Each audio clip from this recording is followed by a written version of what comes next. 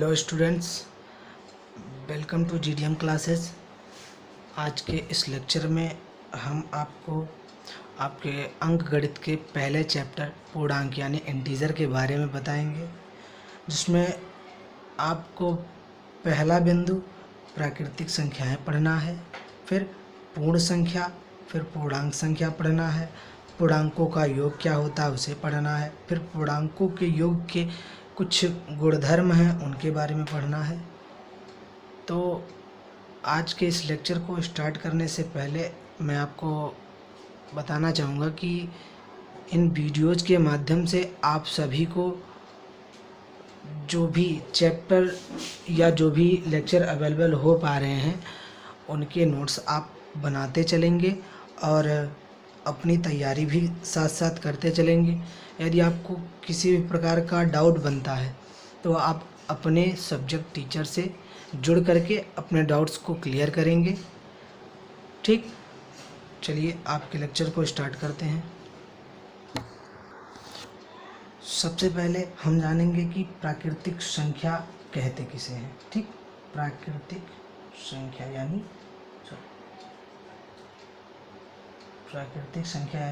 Natural number.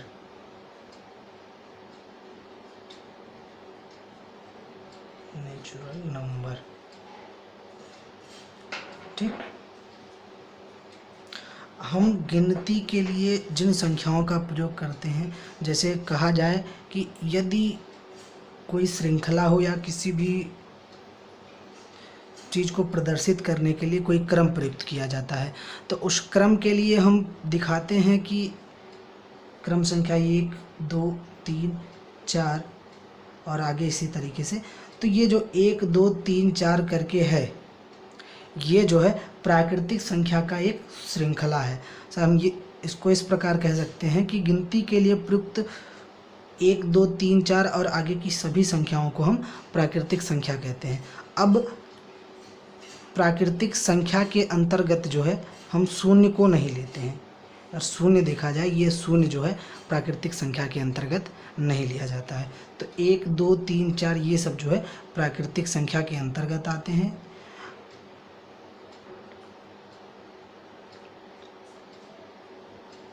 आगे तक प्राकृतिक संख्या के अंतर्गत आते हैं।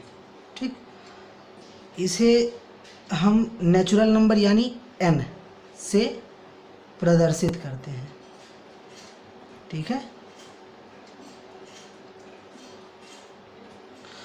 इसमें जीरो नहीं काउंट होगा। 1, 2, 3, 4 और आगे इसी तरीके से 5, 6, 7, 8 आगे की जो भी संख्याएं होंगी, इन सभी संख्याओं को हम प्राकृतिक संख्या की श्रृंखला कहते हैं। ठीक, इसके बाद दूसरा बिंदु जो है वो है पूर्ण संख्या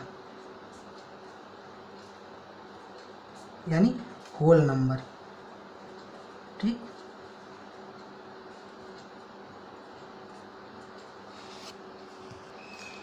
पूर्ण संख्या। ठीक, अब इस पूर्ण संख्या को देखो, ध्यान दें। 0, 1, 2, 3, 4 और आगे की सभी संख्याएं, अर्थात 0 सहित सभी धनात्मक संख्याओं को, धनात्मक दिशा की जो संख्याएं यानी धनात्मक संख्याएं होंगी, 1, 2, 3, 4, 5, 6 आगे की सभी संख्याएं, उन सभी संख्या को पूर्ण संख्या कहेंगे। संख्या कहते हैं। ठीक, इसमें आप जो है पूर्ण संख्या के अंतर्गत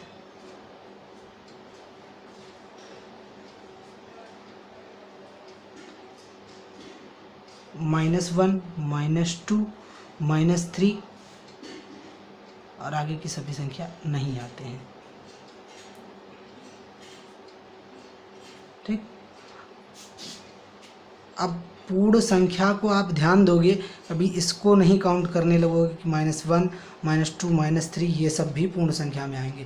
पूर्ण संख्या केवल 0 सहित सभी प्राकृतिक संख्या में 0 नहीं था ना, लेकिन यहाँ पूर्ण संख्या में जब आप आओगे तो जीरो सहित सभी प्राकृतिक संख्या 1 2 3 4 5 6 और आगे की सभी संख्याएं ये पूर्ण संख्या के अंतर्गत आते हैं, पूर्ण संख्या में काउंट किए जाते हैं। ठीक, अब आपका तीसरा बिंदु जो है वो है पूर्णांक।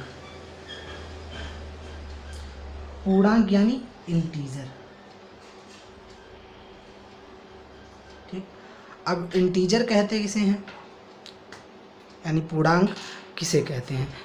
पूर्णांक, अब जो आप 0 1 2 3 4 और आगे की इधर की धनात्मक दिशा की सभी संख्या यानी धन पूर्णांक, और इधर -1 -2 और -3 या इधर डॉट डॉट इधर करके जो भी संख्याएं आपकी आएंगी आगे -4 -5 -6, तो ये सब पूर्ण संख्या के अंतर्गत आते हैं।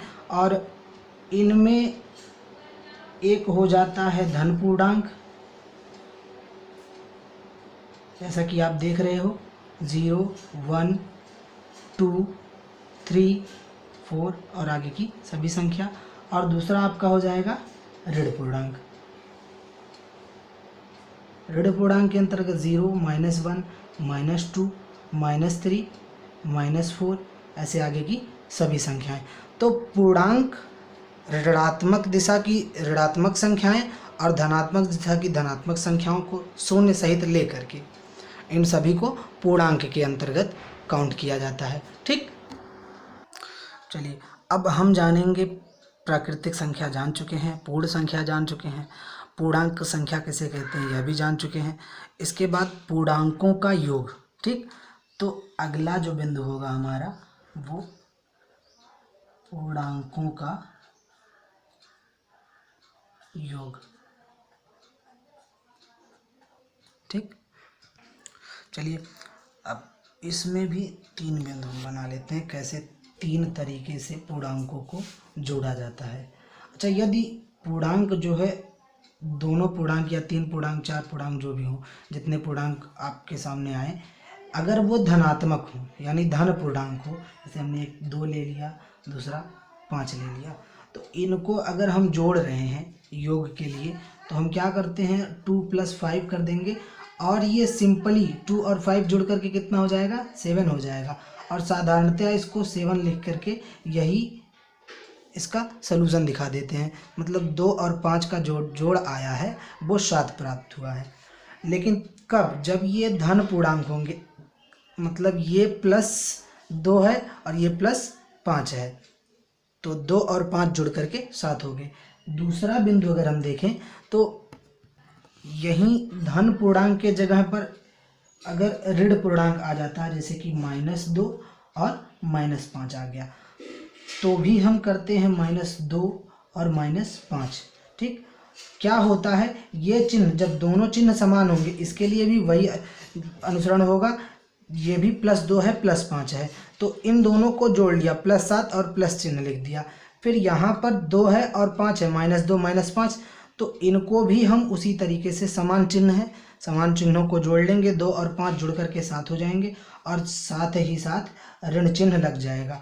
और इसको अगर अगले स्टेप में देखना चाहें तो आप उभयनिष्ठ जानते होंगे, उभयनिष्ठ अगर हमने इसमें से माइनस चिन्ह को जो है उभयनिष्ठ ले लिया तो अंदर बचा 2 + 5 और इस तरीके से जुड़ करके -7 प्राप्त हुआ। तो आगे देखते हैं, अगर ये उभयनिष्ठ ना समझ में आया हो तो ये इस तरीके से हो जाएगा कि अगर हम इसका मल्टीप्लाई जो है अंदर अगर करते हैं तो ये माइनस का 2 में मल्टीप्लाई होगा तो -2 हो जाएगा, फिर माइनस प्लस का मल्टीप्लाई -5 मिल जाएगा। इस तरीके से ये मिल करके ये जो है यहाँ से इस तरीके से जुड़ करके -7 प्राप्त हुआ। ठीक, उसके बाद अब तीसरा बिंदु या तीसरा तरीका जो है पूर्णांकों का योग का, अगर एक पूर्णांक ऋण मिल जाता है और दूसरा धन पूर्णांक मिल जाता है तो हम क्या करेंगे, इनको जोड़ने के लिए हम -5 + 9 लिखेंगे और ध्यान देंगे ये कि जो भी पूर्णांक, चाहे ऋण पूर्णांक हो चाहे धन पूर्णांक, जो बड़ा होगा उसमें से हम छोटे वाले को घटा देंगे। मतलब 9 में से हम 5 को घटाएंगे तो आएगा 4। लेकिन अगर धनात्मक जो धन पूर्णांक है अगर उसका जो है उसकी वैल्यू अगर बड़ी है तो हम उस चिन्ह को प्रदर्शित करेंगे, और यदि ऋण पूर्णांक जो है बड़ा मिलता है, उसकी वैल्यू बड़ी होती है, तो उसके चिन्ह को हम प्रदर्शित करेंगे। तो यहाँ पर धन पूर्णांक यानी +9 जो है बड़ा है, तो उसके चिन्ह को प्रदर्शित करेंगे और प्लस चिन्ह को दिखाया नहीं जाता है। अगर यहीं पर देखा जाए, दूसरा हम ले लेते हैं -7 3, तब इस दशा में इसको जोड़ते वक्त -7 + 3 करके हम क्या करेंगे, वही प्रोसीजर अपनाएंगे, वही तरीका। बड़े संख्या में से छोटी संख्या को घटाएंगे, 7 में से 3 को घटाया कितना मिला, 4 मिला। लेकिन इस बड़ी संख्या के सामने जो चिन्ह लगा है, यानी 7 के पहले जो चिन्ह लगा है, उसी चिन्ह का प्रयोग करेंगे माइनस। ठीक, इस तरीके से इसकी वैल्यू -4 मिलेगी और इसकी वैल्यू +4। तो ये कॉन्सेप्ट समझ में आया आपको? चलिए, अब इसके बाद हमें पढ़ना है पूर्णांकों के योग का गुणधर्म, है ना।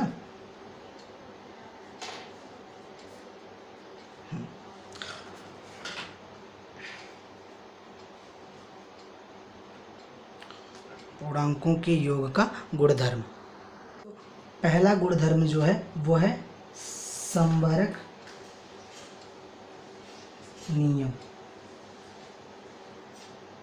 ठीक, अब ये संवरक नियम क्या बताता है कि यदि कोई दो पूर्णांक हो, जैसे एक a मान लिया, दूसरा b मान लिया, इन दोनों पूर्णांकों का जो योग प्राप्त होगा, अगर इनको जोड़ दिया जाता है, जोड़ने पर a + b जो भी प्राप्त होगा, मान लिया हमने c प्राप्त होता है, तो ये c जो यहाँ पर होगा, ये c भी एक पूर्णांक ही प्राप्त होगा।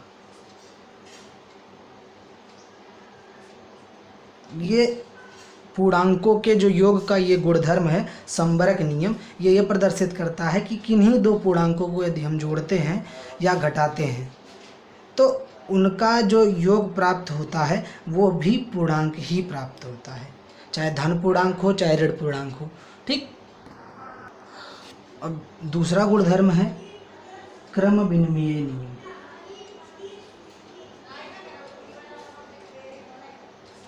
नियम।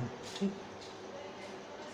इसके अंतर्गत देखो ध्यान, यदि हम मान लेते हैं एक पूर्णांक a है और दूसरा b है, तो क्रम विनिमय नियम जो गुणधर्म है वो ये प्रदर्शित करता है कि a + b जो भी वैल्यू मिलती है वो b + a के बराबर होगा। ठीक, एज ए एग्जाम्पल हम मान लेते हैं a के स्थान पर 5, ठीक, और b के स्थान पर -7।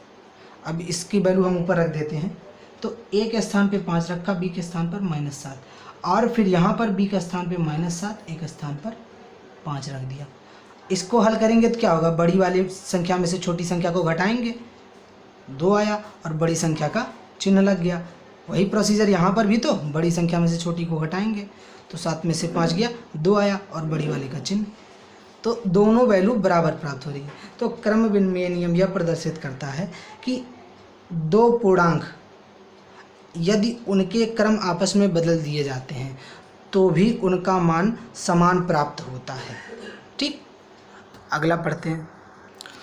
अगला गुणधर्म है साहचर्य नियम। ठीक, साहचर्य नियम। अब मान लेते हैं 3 पूर्णांक हमारे सामने है, एक a, b और c। तो साहचर्य नियम जो गुणधर्म है वो यह बताता है कि a + b, फिर उसके बाद हम उसको c जोड़ते हैं, तो यह क्रम अगर हम इस तरीके से कर दें कि a + b को जोड़ने के बाद तब c जोड़ा गया, या b + c को जोड़ने के बाद तब a को जोड़ा गया, इस प्रकार से क्रम बदल करके यदि हम किन्हीं पूर्णांक को जोड़ रहे हैं तब भी उनका जो मान प्राप्त होगा ये दोनों बराबर प्राप्त होंगे। अब इसी तरीके से उदाहरण के लिए 3 पूर्णांक मान लेते हैं, एक -2, 5 और 8 मान लिया। ठीक, तो अब जो है हम यहाँ मान रख देते हैं, a के स्थान पे -2 रख दिया, प्लस b के स्थान पे 5, c के स्थान पे 8 रख दिया, बराबर करके ए के स्थान पे -2 प्लस बी के स्थान पे 5 और सी के स्थान पे 8। पहले हम इस ब्रैकेट को हल कर लेते हैं। इसका हल क्या आ जाएगा, 3 और ये 8 आ जाएगा। ठीक, और यहाँ पर ये -2 ये हल होकर के आ जाएगा 5 और 8 13। अब 8 और 3 जोड़ोगे तो कितना आएगा, 11। 13 में से 2 घट जाएगा, कितना आएगा, 11। वैल्यू जो है बराबर प्राप्त हुई ना। तो सहचारी नियम ये कहता है कि अगर 3 पूर्णांक दिए गए हैं तो उनके क्रम बदल करके अगर उनको जोड़ा जा रहा है तब भी वैल्यू जो है बराबर ही प्राप्त होगी। ठीक, चौथा गुणधर्म है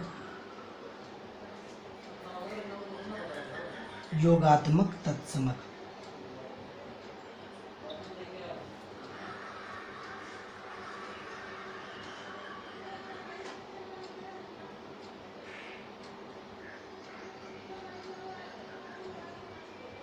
ठीक, योगात्मक तत्समक गुणधर्म क्या बताता है कि कोई पूर्णांक, यदि कोई पूर्णांक a है तो इसमें यदि शून्य जोड़ा जाता है तब भी पूर्णांक वही प्राप्त होगा जिसमें शून्य जोड़ा जा रहा है। जैसे a में शून्य जोड़ा गया फिर भी जोड़ने के बाद a ही प्राप्त होगा। उदाहरण के लिए यदि हम कोई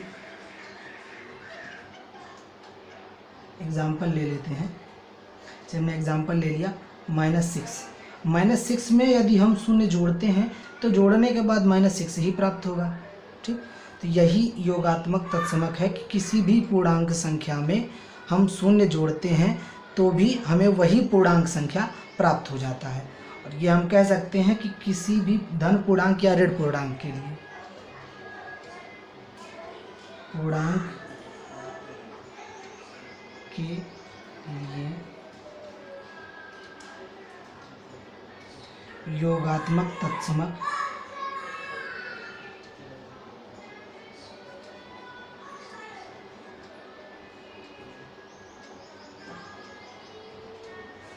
शून्य होता है।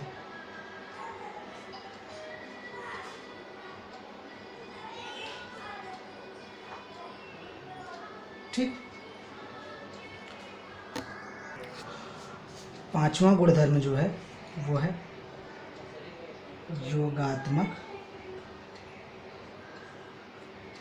प्रतिलोम। ठीक, अब योगात्मक प्रतिलोम गुणधर्म जो है यह बताता है कि यदि किसी पूर्णांक, ए पूर्णांक हमने मान लिया, यदि किसी पूर्णांक में कोई ऐसा पूर्णांक जोड़ा जाए जिससे कि उन दोनों का योग शून्य प्राप्त हो जाए। ठीक, तो हम कह सकते हैं ए पूर्णांक के लिए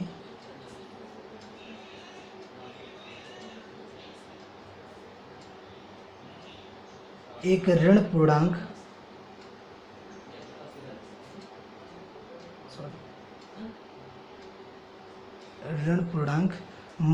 -a का योग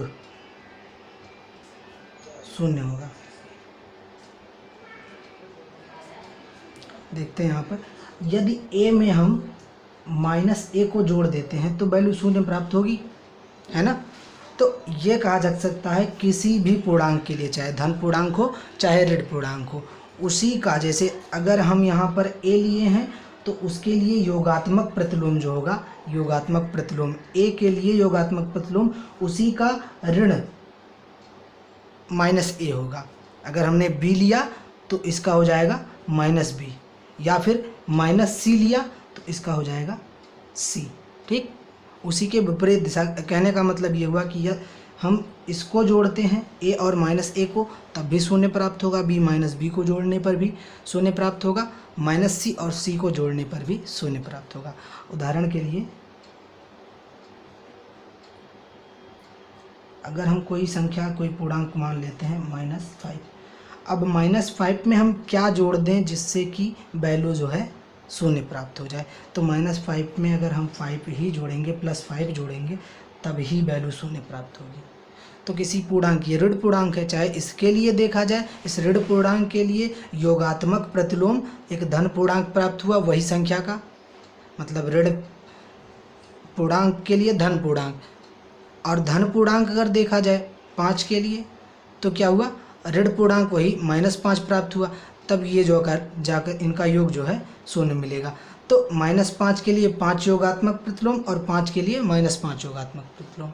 ठीक, समझ में आया? अब इस गुणधर्म पर आधारित कुछ प्रश्न हैं जिसे मैं नीचे लिख दे रहा हूँ। यदि इन प्रश्नों को हल करते समय आपको कोई भी डाउट होता है तो आप डिस्क्रिप्शन में मेरा व्हाट्सएप नंबर लिखा हुआ है, जिसके माध्यम से अपने डाउट्स को क्लियर कर सकते हैं। ठीक, तो नीचे आपके क्वेश्चन हम लिख देते हैं। यहाँ पर आपके कुछ प्रश्न हैं। जैसे पहला प्रश्न है, निम्नलिखित कोई का योग ज्ञात कीजिए। ठीक, और उसके बाद योगात्मक प्रतिलोम बताना है। फिर उसके बाद कुछ सत्य और असत्य कथन है। इस प्रकार से कुछ इन गुणधर्मों के आधार पर कुछ प्रश्न हैं, उनको आप सॉल्व करेंगे।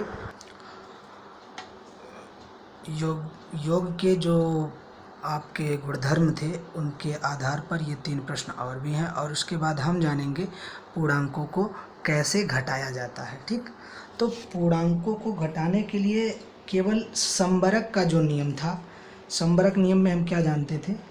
संबरक नियम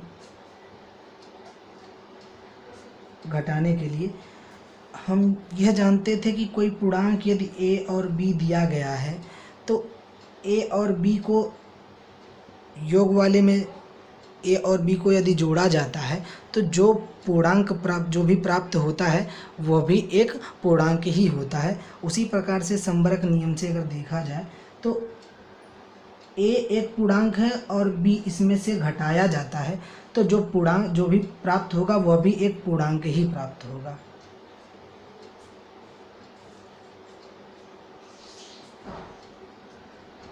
ठीक,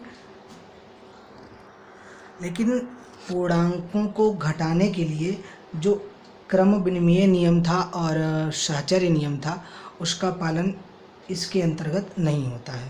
जो क्रम विनिमय नियम और साहचर्य नियम पूर्णांकों को घटाने में संतुष्ट नहीं होते हैं। ठीक, अब पूर्णांकों को घटाने के लिए कुछ प्रश्न आपके लिए प्रस्तुत हैं, तो उनको आप सॉल्व कीजिएगा। और इसमें भी यदि कोई भी डाउट होता है तो आप डिस्क्रिप्शन में आप हमारा व्हाट्सएप नंबर है, उस पर संपर्क कीजिएगा। धन्यवाद। पूर्णांकों को घटाना पर आधारित अब कुछ प्रश्न आपके इस प्रकार हैं। इस पहला प्रश्न घटाइए करके दिया है, कुछ इसमें 5 प्रश्न हैं। उसके बाद आपके कुछ इस प्रकार प्रश्न है कि 2 पूर्णांकों का योग -142 है, यदि उनमें से एक पूर्णांक -97 है तो दूसरा पूर्णांक ज्ञात कीजिए। तो आप ध्यान देंगे 2 पूर्णांकों का योग 142 दिया गया है, तो एक पूर्णांक तो हमको पता है, दूसरा हमको नहीं पता है। तो इस प्रकार एक पूर्णांक ये है ही, दूसरे पूर्णांक को हम कुछ ना कुछ मान लेते हैं। इसके आधार पर हम आपको क्वेश्चन सॉल्व करके बता देते हैं कुछ, जिससे कि आपको इन प्रश्नों को सॉल्व करने में आसानी हो। तो इन प्रश्नों पर आधारित दूसरे उदाहरण आप देख लीजिए। एग्जाम्पल्स, पहला एग्जाम्पल होगा आपके लिए कि यदि कहा गया कि 2 पूर्णांकों का योग मान लीजिए 32 दिया है। ठीक, और उसमें से एक पूर्णांक आपको बता देता है 9 है, तो दूसरा पूर्णांक यही ना। अब दूसरा पूर्णांक कैसे निकालेंगे? माना हमने सीधे कि दूसरा पूर्णांक जो है बराबर x। ठीक, अब कह रहा 2 पूर्णांकों का योग 32 है, तो अगर एक x है पता चल गया, दूसरा हमारा दिया है 9, इन्हीं दोनों का योग ही तो 32 है, तो इन दोनों का योग हम 32 दिखा देंगे। अब यह प्लस में है, बराबर के इस तरफ जब लेकर जाएंगे हम इसको, तो ये x बराबर हो जाएगा, ये प्लस में है, उधर जा कर के इसका जो है चिन्ह परिवर्तित हो जाएगा। अगर हम 32 को इधर लेकर आते तो ये धन में है, इधर जा कर के ऋण में हो जाता, लेकिन हम इसको इधर ले जा रहे हैं तो इसका चिन्ह बदल जाएगा। ठीक, तो x बराबर हो गया 32 - 9। अब 32 में से 9 को घटाएंगे तो 23 आएगा। ठीक, इस प्रकार से आप क्वेश्चंस को सॉल्व कर लेंगे। इसी तरीके से आपका दूसरा क्वेश्चन है जैसे कि 13 और 17 के योगफल में से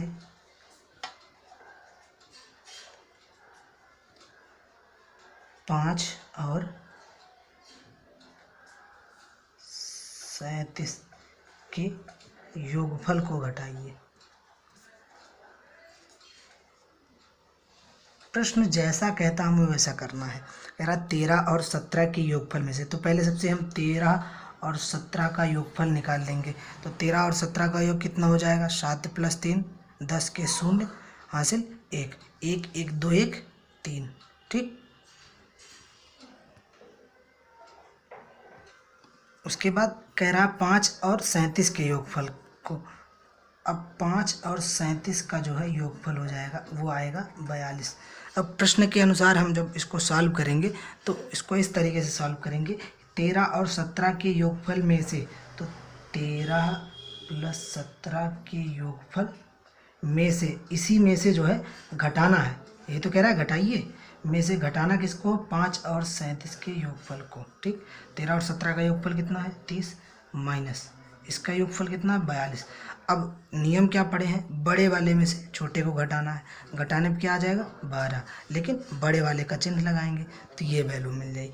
इस प्रकार से क्वेश्चन जो है आपके सामने आएंगे। ठीक, यदि आपको यह लेक्चर समझ में आता है तो आप चैनल को सब्सक्राइब कर दीजिएगा और बेल आइकन को प्रेस कर दीजिएगा, जिससे कि नए वीडियोज़ के नोटिफिकेशन आपको मिलते रहें। धन्यवाद।